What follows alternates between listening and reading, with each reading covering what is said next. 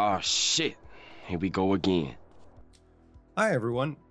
Going back to the series of rebuilding my workshop to be an actual functioning workshop again, this week I'm going to tackle my tool nook.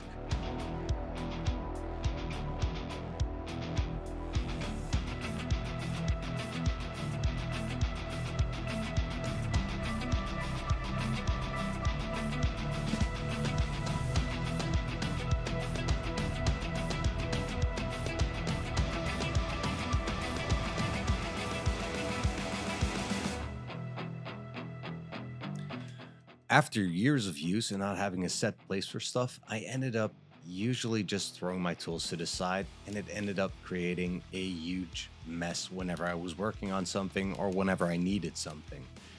In this video, I'll be cleaning most of it out, but the video in and of itself was kind of a challenge as I ended up going further and further. So finding a good cutoff point was actually fairly hard because I kept going and I started doing stuff I wanted to do for the next video. And if you guys pay attention to the background, you can see some sneak previews of projects I'll be tackling for the 1969 Ford Mustang in the very, very near future.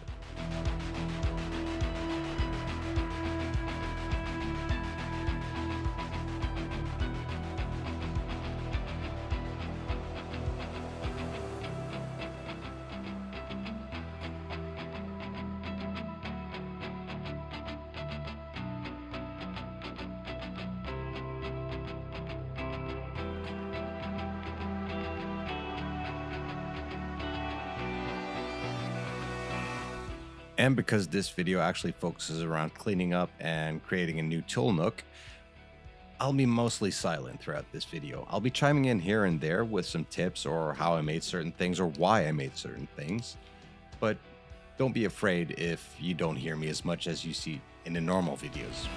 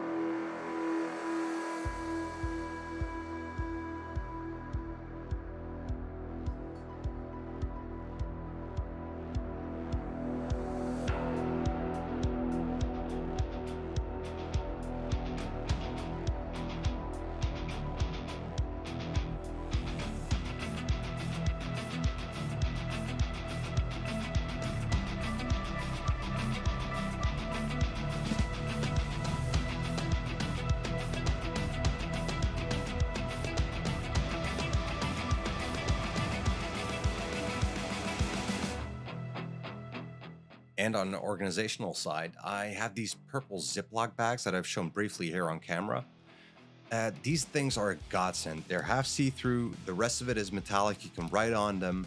And if you put it on your workshop, they'll basically pop out. So if you're working on something big, as for example, a car, you can put screws in there for, let's say, a passenger side door. You can put that on, write it on, put it to the side, and you'll not be losing them so fast.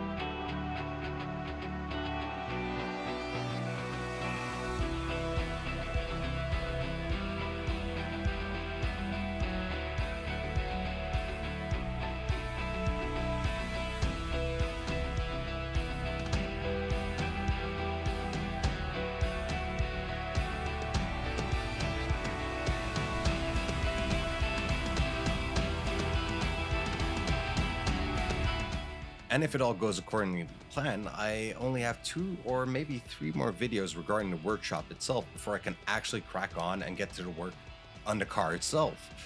So if you guys want to see what I'm doing or what I will do to the cars, and yes, that's plural, then please like, comment, subscribe. This makes a world of difference to me, and it helps me create more of the content that you guys actually want to see from me.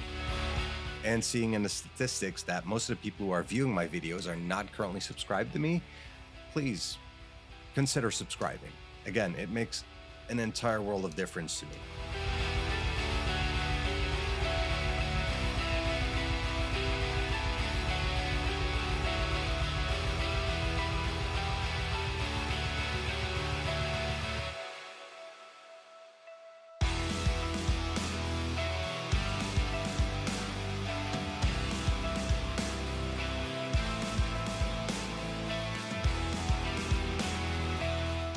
And if you guys are following me on Twitter, you may have actually seen some of the pictures of these workbenches before.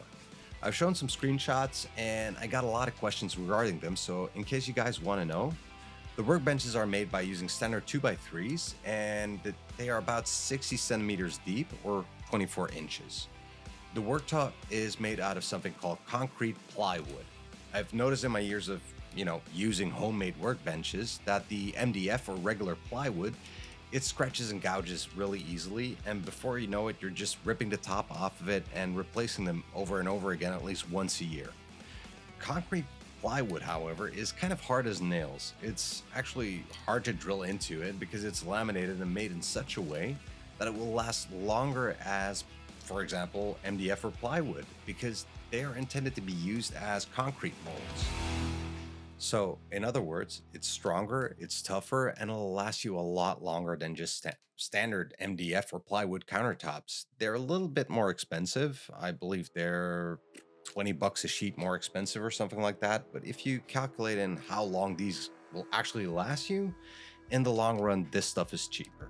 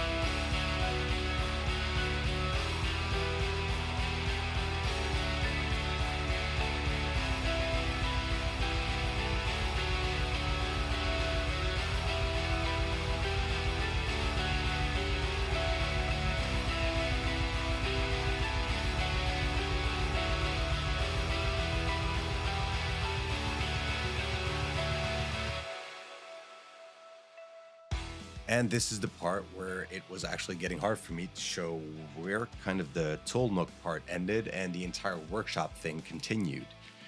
Because I just kind of kept going and going and going, and they were a couple of hours long. So if this video feels off or short or whatever, that's because I had to cut it by a huge margin.